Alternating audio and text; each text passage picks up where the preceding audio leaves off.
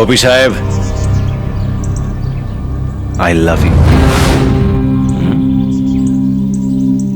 আমি আপনার বিরাট ফ্যান। গোপী সাহেব, 5 বছর আগে যখন মুম্বাই শহরে এসেছিলাম তখন আপনার সঙ্গে দেখা করতে চেয়েছিলাম। তারপরে ভাবলাম যে বুকের পাটাটা একটু সলিড করে নি। এখন বুকের পাটাও সলিড,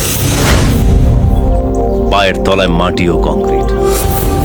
পুরো একটা গ্যাং চলে আমার কথায়। এই মুম্বাই শহরের সবাই চেনে সূর্যকে। তো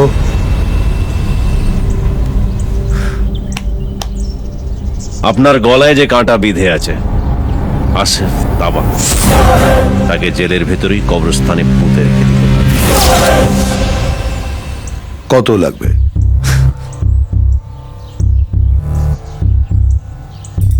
আপনার বন্ধুত্ব লাগবে। গোপী সাহেব, আমি জানি এই কাজটার জন্য আপনি আমাকে অনেক টাকা দিতে পারেন, কিন্তু আমার 1 কানা কড়িও লাগবে না, বিকজ আই লাভ ইউ।